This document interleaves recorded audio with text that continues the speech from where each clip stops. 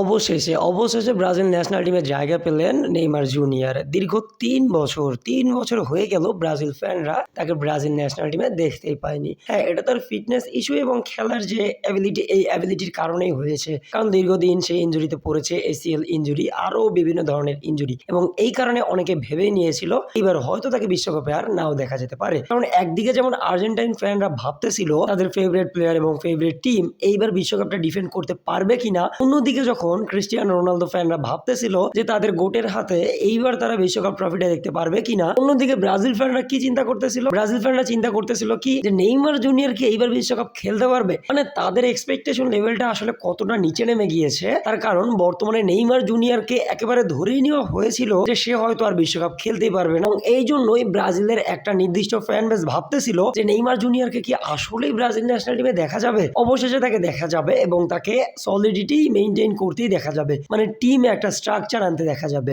কি সেই স্ট্রাকচার এবং টিমে কে কে জায়গা পেলো, কে কে জায়গা পেলো না, সেটা নিয়ে আজকের ভিডিওতে আলোচনা করা হবে। চলুন কথা আর না বাড়িয়ে সেদিকে যাওয়া যাক।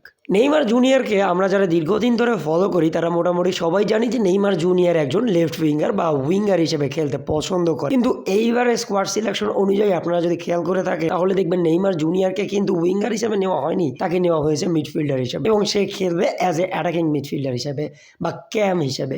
অন্যদিকে উইঙ্গার হিসেবে দুই সাইড থেকে হয়তো আমরা খেলতে দেখতে পারবো ভিনিসিয়াস জুনিয়র কিংবা রাফিনাকে, তার সাথে সাথে ব্যাকআপ হিসেবে গ্যাব্রিয়েল মার্টিনেলি, তার সাথে সাথে রায়ানকেও আমরা দেখতে পারবো, বা লুইস হেনরিকেও হয়তো আমরা দেখতে পারবো। তো এক্ষেত্রে বলাই যাচ্ছে যে ওই পজিশনে হয়তো আমরা নেইমার জুনিয়রকে দেখতে পারবো না, মিডফিল্ডে হয়তো আমরা তাকে দেখতে পারবো, এবং মিডফিল্ডে ক্রিয়েটিভিটি আনার জন্য বর্তমানে নেইমার জুনিয়রকে হয়তো দলে নেওয়া হয়েছে। কারণ আমরা যদি ব্রাজিলের মিডফিল্ডের দিকে লক্ষ্য করি তাহলে ফেভিনো, ক্যাসেমিরো, লুকাস পাকেতা, তার সাথে সাথে ডানিলো এবং ব্রুনো গিমারি, এই চারজনের একজন বা এই পাঁচজনের একজনের ভিতরে কিন্তু নেইমার জুনিয়রের মতো ক্রিয়েটিভিটি নাই। তো বোঝা যাচ্ছে তাকে ক্যাম হিসেবে খেলানোর ট্রাই করা হচ্ছে বা হতে পারে। কিন্তু আমার কথা হলো ক্যাম হিসেবে খেলতে পারে এখানে অনেক প্লেয়ার রয়েছে, তার মধ্যে উল্লেখযোগ্য হচ্ছে ম্যাথিস কুনহা, তার মধ্যে উল্লেখযোগ্য হচ্ছে রাফিনা এবং এক্ষেত্রে লুকাস পাকেতা। তো এক্ষেত্রে আপনারা যদি এক্ষেত্রে নেইমার জুনিয়রকে ওই পজিশনে বিবেচনা করে থাকেন তাহলে আমার মনে হয় না এক্ষেত্রে লুকাস পাকেতার জায়গা ওইভাবে আছে। কারণ লুকাস পাকেতা কিছুদিন আগে প্রিমিয়ার লিগে খেলতেছিল এবং প্রিমিয়ার লিগে তার ফর্ম বিবেচনায় সে বর্তমানে ব্রাজিলিয়ান লিগে চলে এসেছে, এবং ব্রাজিলিয়ান লিগেও হার্ডলি সে কোনো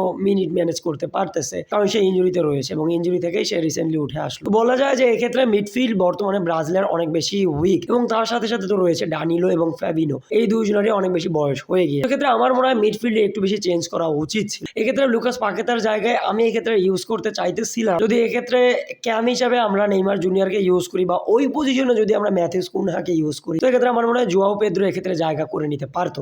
কারণ জোয়াও পেদ্রো বর্তমানে প্রিমিয়ার লিগে 20টারও বেশি গোল করে ফেলেছে এবং একটা অ্যাসিস্ট করে ফেলেছে। তো বলাই যায় এক্ষেত্রে জোয়াও পেদ্রো ইজিলি একটা জায়গা করে নিতে পারতো। তার পাশাপাশি আমি এক্ষেত্রে জায়গা করে দিতে চাইতাম যদি এক্ষেত্রে জোয়াও পেদ্রোকে আপনার এই যে লুকাস পাকেতার জায়গায় না দেখতে চাইতেন, তাহলে আমি এই পজিশনে গ্যাব্রিয়েল সারা বর্তমানে খেলতেছে গালাতাসারে, এবং গালাতাসারে সে কি পরিমাণ ওয়ান্ডারফুল খেলা দিচ্ছে এটা মোটামুটি যারা চ্যাম্পিয়ন্স লিগ ফলো করেন তারা সবাই জানে। কারণ লিভারপুলের এগেনস্টে এবং বড় বড় টিমের এগেনস্টে গ্যাব্রিয়েল সারা যেভাবে খেলেছে সেক্ষেত্রে আমার মনে হয় এক্ষেত্রে সে লুকাস পাকেতার চাইতে অনেক ভালোই ডেলিভার করেছে। এবং অন্যদিকে আস্তে আস্তে ড্যানিলোর ক্ষেত্রে যে এক্সকিউজটা সবাই দিচ্ছে সেটা হচ্ছে তার এক্সপিরিয়েন্স। তো এক্ষেত্রে আমার মনে হচ্ছে এক্ষেত্রে এক্সপিরিয়েন্সের চাই এক্ষেত্রে ক্যাসেমিরো এবং ব্রুনো গিমারে এসে টাইম মেনটেন করা অনেক বেশি টাফ।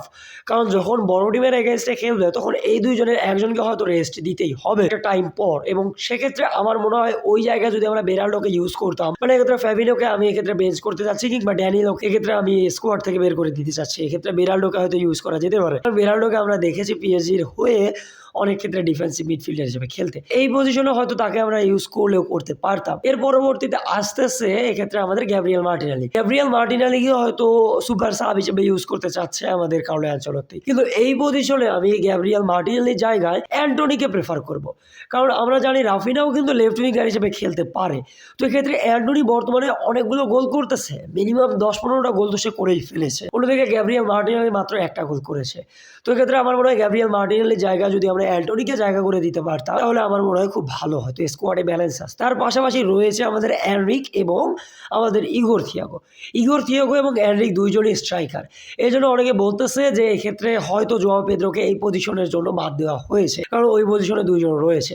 কিন্তু কথা হচ্ছে এনরিকের ওই পরিমাণ অ্যারিয়াল অ্যাবিলিটি নাই বা অ্যারিয়াল ডমিনেন্স নাই, যে পরিমাণ অ্যারিয়াল ডমিনেন্স রয়েছে আমাদের ইগোর থিয়াগোর। আর ইগোর থিয়াগোর ওই পরিমাণ ক্রিয়েটিভিটি নাই যে পরিমাণ ক্রিয়েটিভিটি রয়েছে আমাদের জোয়াও পেদ্রো। তো এক্ষেত্রে বোঝা যাচ্ছে যে জোয়াও পেদ্রো এক ডিলে দুই পেখে মারার মতো কাজ করতেছিল। তো এক্ষেত্রে দেখা যায় কার্লো অ্যানচেলত্তি এই বিষয়টা বা এই সিচুয়েশনটা কিভাবে মেনটেন করে।